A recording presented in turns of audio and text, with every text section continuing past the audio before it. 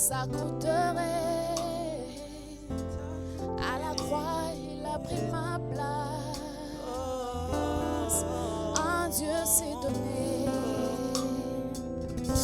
Je ne peux imaginer combien ça coûterait. À la croix, il a pris ma place. Un Dieu s'est donné. Un Dieu s'est donné. Un Dieu s'est donné. Un Dieu s'est donné. Dieu s'est donné. Un Dieu s'est donné. Un Dieu s'est donné. Un Dieu s'est donné. Il est fidèle, fidèle. Il est fidèle, fidèle. Mon Jésus est fidèle. Mon Jésus est fidèle. Mon Jésus est fidèle. Mon Jésus est fidèle. Il est amour.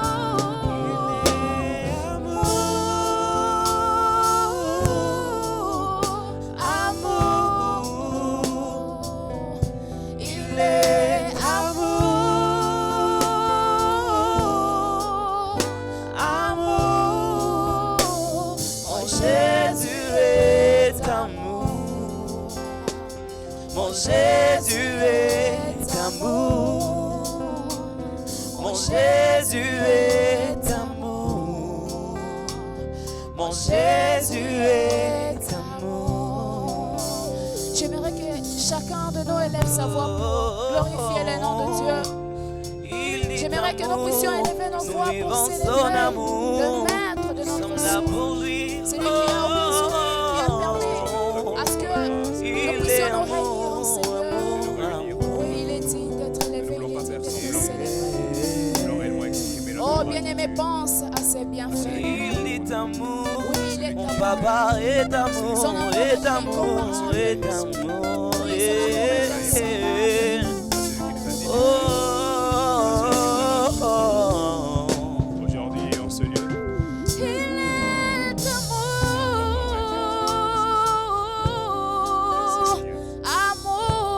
amour. Il est amour,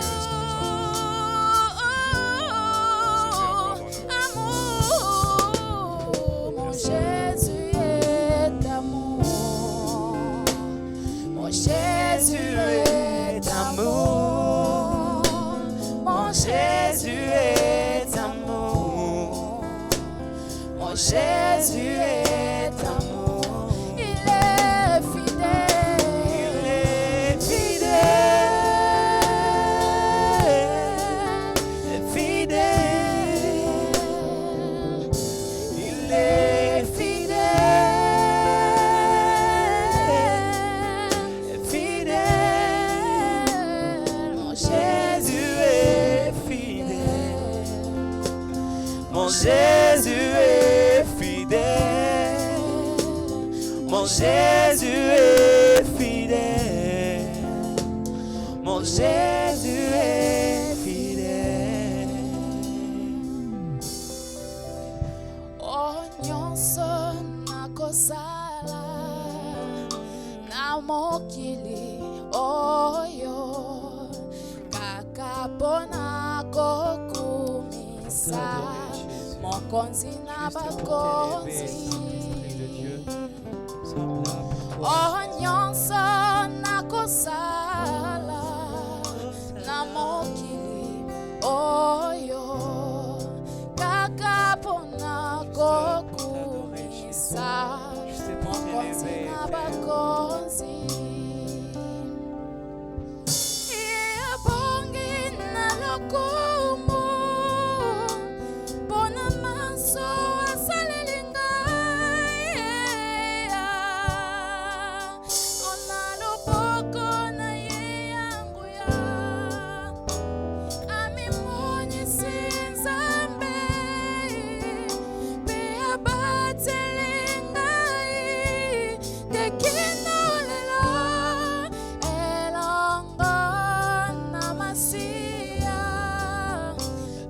basala bikamwa Katina bomo inabiso Pembu ya Nzambe Emona na solo Oh tika tumipesa na mabondeli ya solo katina pomo inabiso bongo ya Nzambe Emona na livela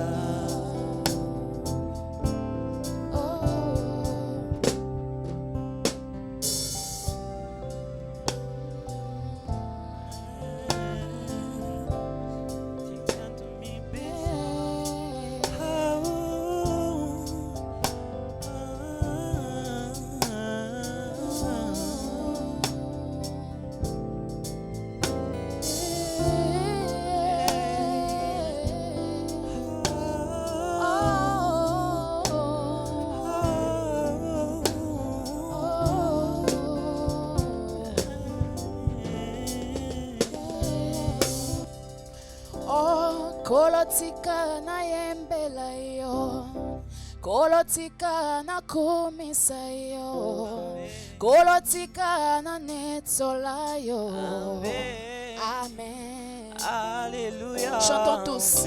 Tikangai na yembela yo Tikangai na kumisa yo Tikangai na tombola yo Amen. Alléluia. Lokolela mbe bonga na kolona ngo Yesu yo bonga na kembo na yo Tikangai na yembela yo Amen. Alléluia. Kombo na yo masia nanga Ezala nzete ya piyo Onafanda na kimia Amen. Alléluia. Kombo na yo masia nanga Ezala mopanga monene Onakweisa satana Amen. Alléluia.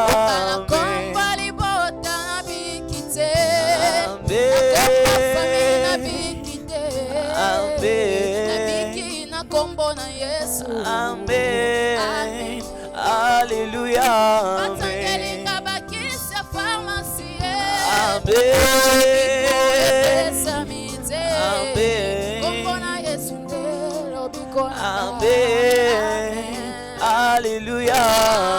Sinalinga kina beba Amen. Sinalinga kina kufa Amen. Obikisinga ya Amen. Alléluia. Oh, sinalinga kina beba Sinalinga kina kufa nanga Yokangolinga ya Amen. Amen. Alléluia. Alléluia. Alléluia.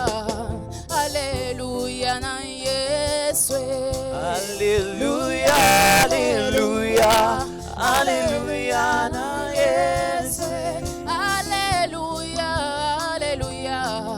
Alléluia na mokonzi. Alléluia. Alléluia. Alléluia na Yesu.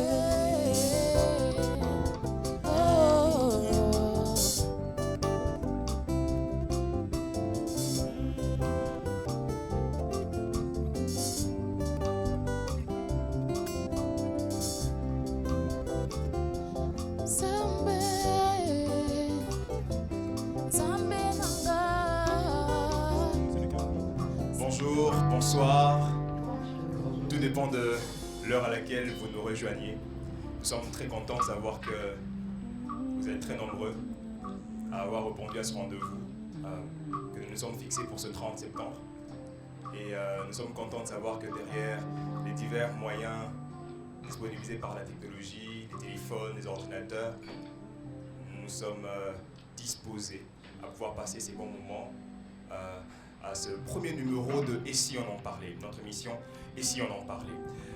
nous sommes très contents comme je le disais. Vous savez, on vient de passer un très bon moment dans la présence de Dieu, en train de lui dire combien nous l'aimons et combien nous sommes reconnaissants. C'est en fait autour de tout ça que nous voulons nous entretenir aujourd'hui. Parce que nous sommes de ceux qui avons obtenu la grâce et le privilège de voir Dieu, créateur du ciel et de la terre, avoir fait quelque chose que l'intelligence de l'homme n'arrive même pas encore à capter. Alors, nous sommes bénéficiaires de ces choses et au-delà de cela, nous avons besoin de rester focalisés sur certains sujets qui sont importants pour nous. Parce que nous avons un objectif en fait. Nous allons quelque part, nous en avons l'espérance et nous sommes appelés à garder certaines choses comme devant notre esprit pour ne jamais aller à gauche ou aller à droite. Et c'est dans ce cadre-là que nous voulons partager sur certains sujets dans le cadre de cette émission et si on en parlait. Et le tout premier sur lequel nous voulons parler aujourd'hui, vous l'avez certainement découvert avec le spot, c'est le règne, le royaume de Dieu. Et pour parler de ce merveilleux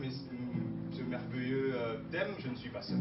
Moi, c'est Siméon Grasse, votre frère, votre ami, depuis la Tunisie. Mais je ne suis pas seul pour parler autour de ce sujet ou pour parler de ce sujet. J'ai à côté de moi un merveilleux frère, un homme de Dieu, un serviteur de Dieu, un apôtre de Jésus-Christ. Quelqu'un de merveilleux. Je vais le laisser se présenter lui-même. Bonjour Siméon. Comment vas-tu déjà? Je vais très bien. Ah, merci. Alors, on est là et avec chacun de nos téléspectateurs, on a besoin de découvrir finalement ce merveilleux thème pour lequel on a pris rendez-vous. Le règne et le royaume de Dieu. Tu sais, on est en train de traverser des temps quand même assez compliqués. Il y a beaucoup de choses qui se passent. Il y a beaucoup de choses à dire. On pourrait parler de la Covid, on pourrait parler de beaucoup de choses. Mais pourquoi essentiellement parler de ce thème, à ton avis?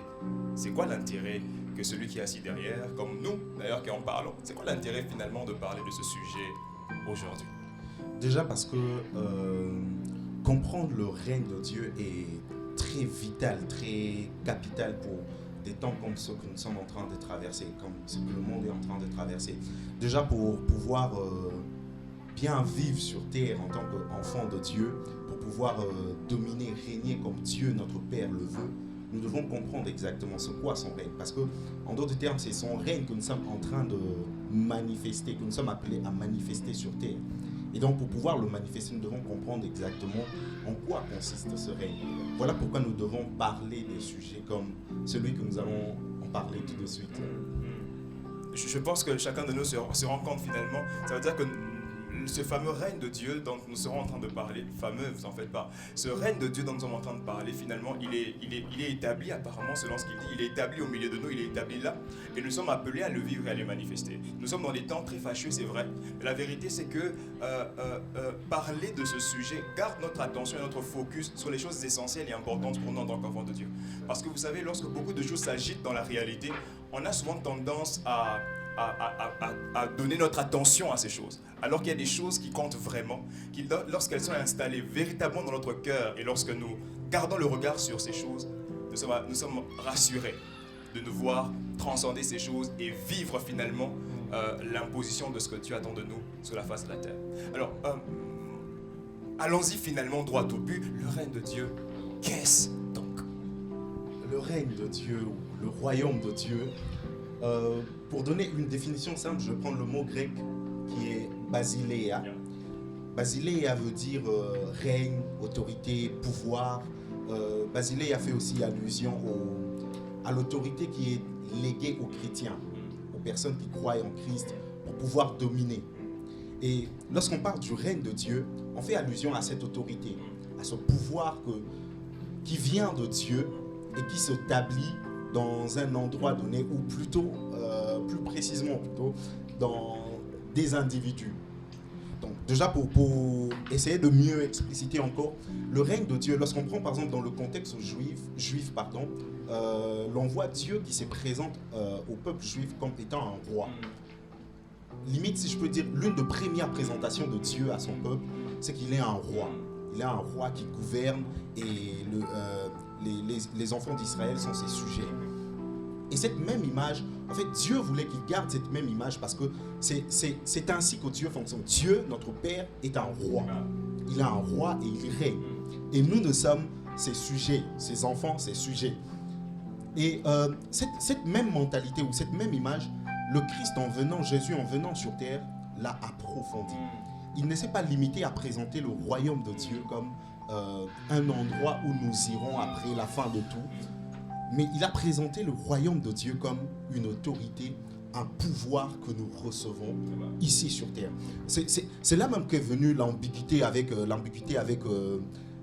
les Juifs, les pharisiens et tout ça, parce que eux, ils attendaient, et jusqu'à présent, ils attendent à ce que le Messie vienne avec un règne où ils vont voir une armée qui va venir pour renverser l'emprise de Rome et conquérir le monde. C'est ainsi qu'ils attendaient les choses. Mais Dieu ne voyait pas d'abord un règne qui s'établit de manière extérieure. Dieu ne voyait pas un règne qui s'établit par la force, avec des armes faites de main d'homme et tout. Non. Dieu voyait un règne qui venait de lui, qui devait s'établir dans des hommes pour briser le joug de l'ennemi qui est le diable. C'est ainsi que l'une des choses que Jésus dit dans Jean 18, 36, il dit « Mon règne n'est pas de ce monde. Mon royaume n'est pas de ce monde. Mon royaume ne fonctionne pas avec la mentalité de ce monde. Mon royaume n'a pas besoin d'être soutenu par la mentalité, par les choses de ce monde. Parce que mon royaume est en haut. » Et c'est cette autorité que nous avons reçue. Jésus dit aussi à ses disciples, vous avez reçu le pouvoir de marcher sur toute la puissance de l'ennemi et rien ne pourra vous nuire. C'est ce règne que nous avons reçu. C'est cette autorité que nous avons reçue. Ce pouvoir qui nous a été donné pour que nous puissions dominer sur cette terre. Et c'est ainsi qu'il faudrait comprendre le règne de Dieu. C'est que oui, il y a, si je peux dire, comme deux aspects où on voit la situation géographique où Dieu est assis sur son trône, comme les psalmistes aiment bien le dire. Dieu est assis sur son trône et la terre est son marchepied. Mais en plus de ça, il faudrait voir le règne de Dieu comme étant Dieu qui est venu habiter dans l'être humain par l'esprit qui nous a été donné. Wow, ça c'est juste merveilleux. Je ne sais pas si vous êtes autant béni que moi.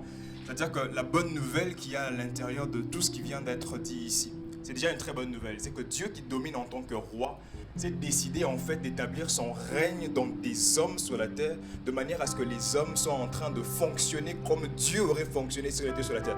C'est qu'on est en train de dire par rapport à l'attente des Juifs est en train de me faire du bien. Pourquoi? Parce que si les Juifs sont en train d'attendre sont en train d'attendre que le Messie vienne de manière à solutionner certains problèmes d'ordre physique, l'intelligence ou la sagesse de Dieu, c'est donc de manifester des Christ pour solutionner leurs problèmes finalement. Exactement. Et ces Christ, ce ne sont que des hommes qui ont cru ou qui ont reçu ce royaume pour finalement commencer à solutionner des problèmes dans leur génération. Voilà pourquoi je pense qu'il les envoie en disant, je vous ai donné le pouvoir, allez-y maintenant, guérissez le malade, purifiez les lépreux, faites tout ce que apporter toutes les solutions que normalement des autorités établies sur des peuples sont censées apporter comme solution. Ah, mais ça c'est bénissant. Et d'ailleurs, une fois, l'on vient voir Jésus et puis, il y a la foule qui vient et puis demande, on veut voir Jésus, on veut voir Jésus. Et lorsqu'il sort, au lieu de dire, je suis là, c'est moi que vous cherchez, il dit à la foule, lorsque le grain de blé ne tombe et ne meurt, il reste seul. Mais lorsqu'il tombe et meurt, il devient plusieurs. En d'autres termes, il est en train de dire, pour le moment, vous êtes en train de chercher une personne, me voici. Mais lorsque je vais mourir, je vais produire plusieurs autres Christ.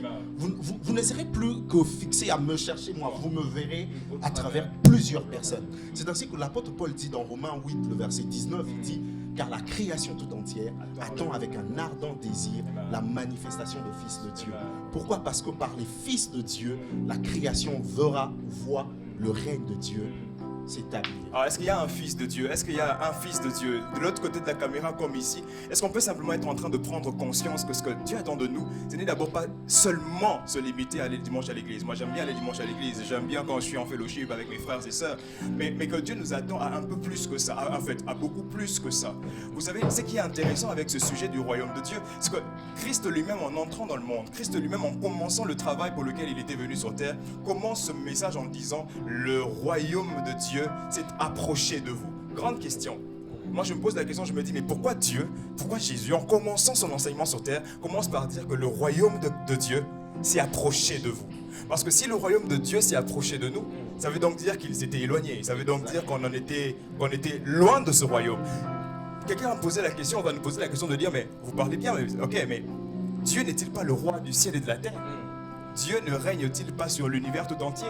Comment on peut dire que le règne de Dieu n'atteignait plus la terre?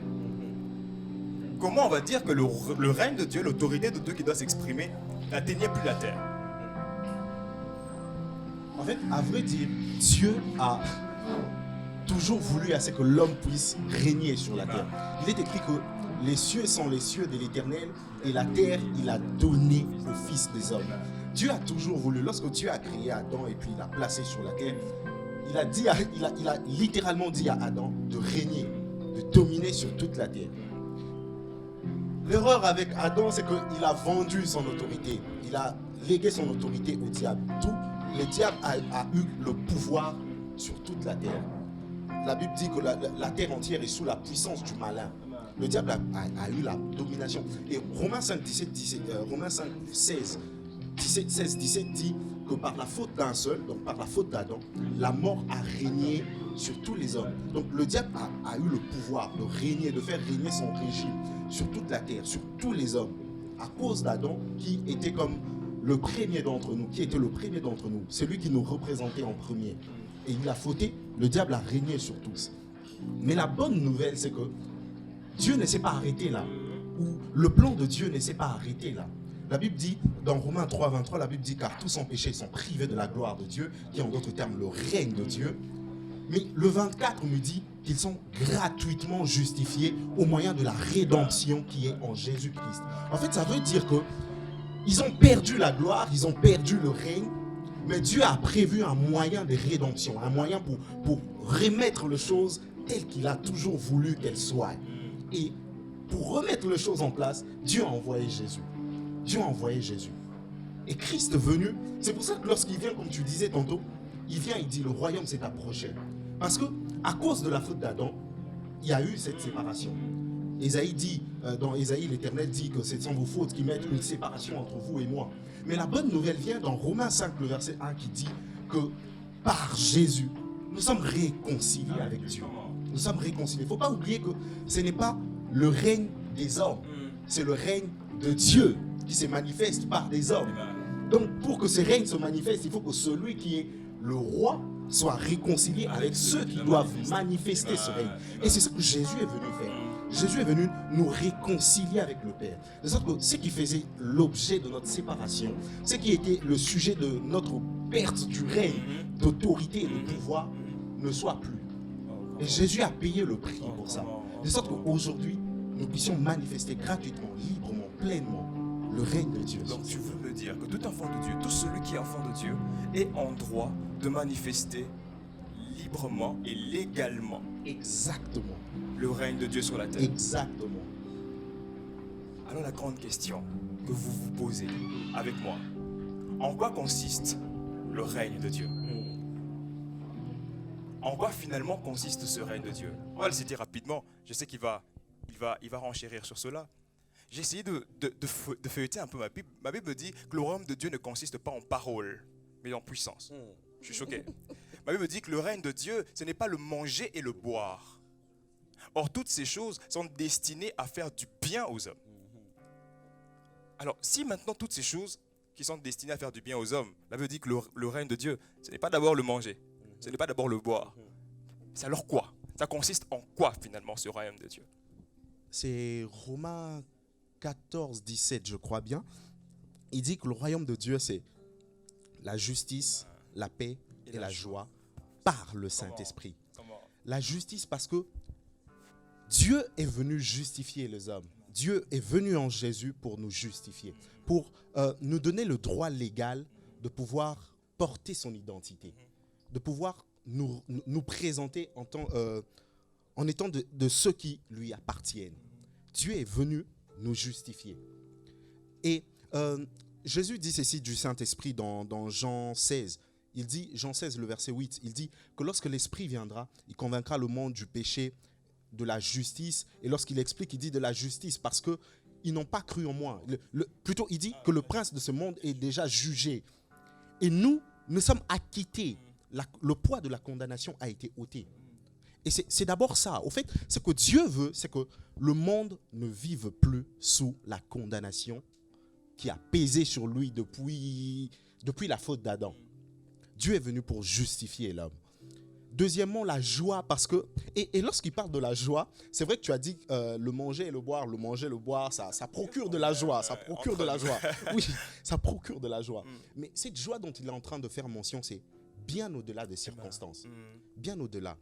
Comme je disais tantôt dans mon introduction, c'est que Jésus est venu avec un règne qui ne devait pas d'abord se manifester de l'extérieur, qui ne devait pas d'abord dépendre des circonstances environnantes, extérieures, mais de l'intérieur. Et c'est ça, cette joie. C'est une joie qui vient de l'intérieur. Ce qui fait que même à l'extérieur, lorsqu'il y a un manque, lorsqu'on est en présence d'une situation qui paraît être critique, l'on ne perd pas cette joie qui est au fond de nous. Et en plus, il dit la paix. L'une des choses que Jésus fait lorsqu'il est ressuscité et puis il apparaît à ses disciples, il leur dit que la paix soit avec vous. Shalom, shalom. Parce que le monde est en manque de paix. Le monde est en manque de paix. Ce qu'on voit de traités, vraiment, je préfère pas commenter dessus. Mais nous avons notre Seigneur est le prince de paix. Le prince de paix. Il dit qu'il nous donne une paix qui surpasse toute intelligence, qui surpasse tout ce que l'homme peut concevoir. C'est cette paix que Dieu nous donne. C'est cette paix que Dieu nous donne. La paix avec lui, la paix dans le monde dans lequel nous vivons. Parce que Jésus dit que nous ne trouverons jamais la paix dans le monde. Jamais la paix dans le monde. Pourquoi? Parce que la paix se trouve en lui. C'est ce que Jésus est venu nous apporter. C'est en ça que se manifeste le règne. Et parlons du pouvoir, pas en parole, mais en puissance. Parce que lorsqu'on voit dans l'ancien temps, à l'époque de royaume, l'on ne pouvait jamais prendre au sérieux un royaume s'il ne se limite qu'à faire des menaces verbales. Pour qu'on vous prenne au sérieux, il faudrait que lorsque vous lancez un ultimatum, par exemple, vous engagez votre armée, vous venez conquérir un territoire. Lorsqu'on va parler de votre royaume, l'on dira que c'est tel royaume qui a conquis tel territoire. Ils ont renversé tel roi. Et votre royaume prend de l'ampleur. Votre renommée s'accroît. Et c'est la même chose avec le royaume de Dieu. C'est que Dieu ne pouvait pas simplement nous dire ouais, je vais défaire la puissance de l'ennemi, je vais le mettre à terre, je vais l'écraser, sans que son plan puisse se manifester. Et c'est ce que Jésus est venu faire. Il est écrit qu'il a dépouillé. Il a dépouillé. Il les a livrés publiquement en spectacle. Il a triomphé d'eux sur la croix. Il les a écrasés. Il les a écrasés. La Bible dit, je citais tantôt le passage de Romains qui dit que la mort a régné sur tous. 1 Corinthiens 15 nous dit que la mort a été vaincue. Au point que Paul demande, mais mort, où est ton aiguillon? Où est ce qui faisait ta force? Parce que tu as été vaincu, mort. Tu as été vaincu. C'est qui était la chose par laquelle le diable tenait le système du monde a été détruit, a été vaincu par notre Seigneur sur la croix. Et c'est ça la puissance c'est pour cela il est écrit qu'à la mention de son nom, tout genou fléchit et toute langue confesse qu'il est Seigneur. Pourquoi? Parce que toutes les autorités, les puissances, les principautés, les esprits des eaux, des airs et tout connaissent la grandeur, la puissance, le pouvoir de notre Seigneur. Ils connaissent cela, ils connaissent cela. J'ai donc l'impression qu'ici et aujourd'hui, il est donc question de bonnes nouvelles. La bonne nouvelle, c'est que la mort, selon qu'on est en train de citer, se définit de différentes manières. La mort, lorsqu'elle est arrivée sur la terre, les hommes sont morts. La mort, lorsqu'elle s'est manifestée, les hommes sont tombés malades. La mort, lorsqu'elle s'est manifestée, la malédiction a commencé à peser sur les hommes.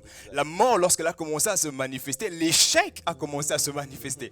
La mort, lorsqu'elle a commencé à se manifester, les ténèbres ont commencé à se manifester. Mais voici que la bonne nouvelle qui nous est annoncée, c'est qu'il nous a déplacés, il nous a arrachés, il nous a libérés, il nous a affranchis du pouvoir de la mort, du pouvoir des ténèbres, pour nous établir dans le royaume glorieux et lumineux de son Fils bien-aimé. La bonne nouvelle, c'est que le moment est arrivé où chacun de nous peut prendre une décision, peut se décider, se rendre compte que l'entrée dans ce royaume est possible. En fait, l'entrée dans ce royaume, ce n'est pas d'abord aller au ciel. L'entrée dans ce royaume, c'est d'abord fonctionner avec le ciel sur la terre. Ça veut dire que lorsque la maladie est en train d'embêter à gauche et à droite, on peut être en train de jouir de la santé qui vient d'en haut, de la santé de Dieu sur la face de la terre. Ah, c'est possible ça. Vous vous rendrez compte, quelqu'un me dira, mais attends, on est en train de parler de ceci et de cela. La vérité, c'est tout dépend en fait de l'orientation de notre foi.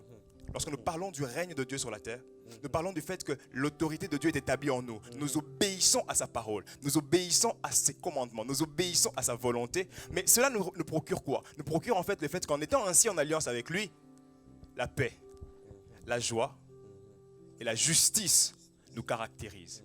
Nous sommes enfants de Dieu, destinés à manifester le royaume. Nous sommes enfants de Dieu, destinés à vivre au standard du royaume. Et ça, c'est une bonne nouvelle. On peut donc sortir des maladies chroniques, des maladies qui ont passé du temps, des problèmes qui ont passé du temps. Pourquoi? Parce que toutes ces choses ne sont que l'expression de la mort et des ténèbres. Mais il a paru pour détruire les œuvres du malin. Et pendant que nous sommes en train de parler, je crois de tout mon cœur qu'au-delà de l'effort de l'homme, la puissance du Saint-Esprit est encore disponible pour quiconque le croit, pour quiconque le veut, pour se voir sortir d'une situation, peu importe son nom. Parce que comme il a dit, à la mention de son nom, tout genou fléchit. Que l'on appelle échec répété, que l'on appelle stérilité, que l'on appelle manque dans un domaine, dans un autre, que l'on appelle instabilité, que l'on appelle déséquilibre, que l'on appelle manque de paix justement. La Bible dit que tout genou fléchit à la mention de son nom. Quelqu'un est désireux. J'aime bien tout ce que vous dites. Mais je n'ai pas besoin de théorie. Les gens qui parlent bien, il y en a tellement. J'ai envie de jouir de ce dont vous êtes en train de parler. Ce Jésus, il est certainement venu pour vous. Peut-être qu'il vous avait donné un rendez-vous quelque part, vous êtes parti et vous avez joui de sa présence. Je fais comment, moi? Mon problème est en train de me faire juste comprendre combien j'ai besoin d'un sauveur. Mon problème est simplement en train de me faire comprendre combien, ok, je suis éloigné de Dieu. Mais est-ce que la réconciliation avec Dieu est encore possible? Était-ce possible seulement du temps où il était physiquement sur la terre? Est-ce qu'aujourd'hui, ce privilège d'être dans le royaume de Dieu peut encore atteindre le plus grand nombre? Comment tu réponds à cette question? Je vais directement regarder la caméra pour répondre à la question. Pour vous qui nous suivez et puis vous vous posez cette question pour savoir est-ce que c'est possible d'être aujourd'hui réconcilié avec Dieu, la réponse elle est très simple et très affirmative. Oui, c'est possible d'être réconcilié avec Dieu. Pourquoi? Parce que le sacrifice de notre Seigneur Jésus, le sacrifice qui nous donne la paix avec Dieu est encore valable jusqu'aujourd'hui. Il est écrit dans Apocalypse, lorsque Jean est en train de voir, il voit un agneau sur le trône comme immolé. Il ne voit pas un agneau rétabli en pleine forme, il voit un agneau comme immolé. En d'autres termes, le sacrifice est perpétuellement devant les yeux de Dieu. Ce qui veut dire que continuellement, il est ouvert pour faire la paix avec nous.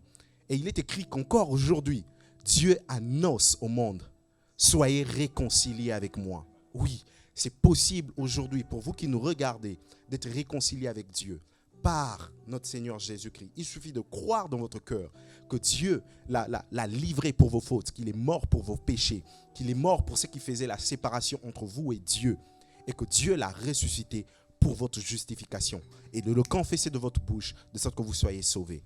C'est simple, c'est simple. Est-ce que tu peux aider quelqu'un qui est prêt à le faire?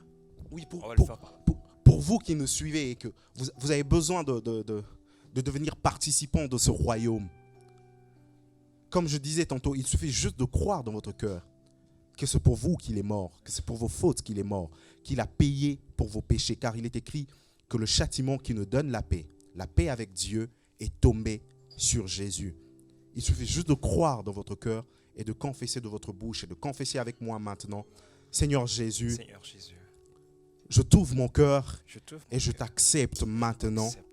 Sois le Seigneur et le Sauveur de ma vie. Merci d'avoir payé pour mes fautes et merci d'avoir accompli ma justification. Au nom de Jésus. Amen. Bienvenue dans la famille de Dieu. Est-ce qu'on peut acclamer le Seigneur pour cela? Alors, merci à toi pour ces moments merveilleux. Merci pour l'invitation. Nous le croyons. Alors, nous avons été très heureux de vous savoir présents jusqu'au bout pour ce premier numéro de « Et si on en parlait ».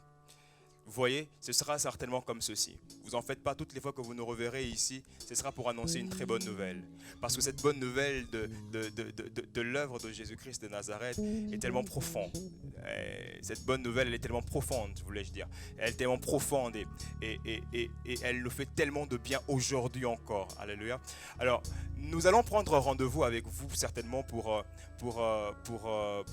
différents programmes sur cette même chaîne, différents programmes et différents sujets d'abord pour cette émission, mais aussi différents programmes qui se passeront sur cette chaîne. Nous sommes grateful to the Lord, nous sommes là, nous reviendrons certainement vers vous dans une vidéo explicative pour essayer de vous dire qui nous sommes en réalité en profondeur. Et nous croyons que si ceci vous a béni, mais si ceci vous a béni, laissez-nous un commentaire, suivez, vous avez suivi, faites suivre aussi, partagez, mais faites aussi une chose, s'il vous plaît.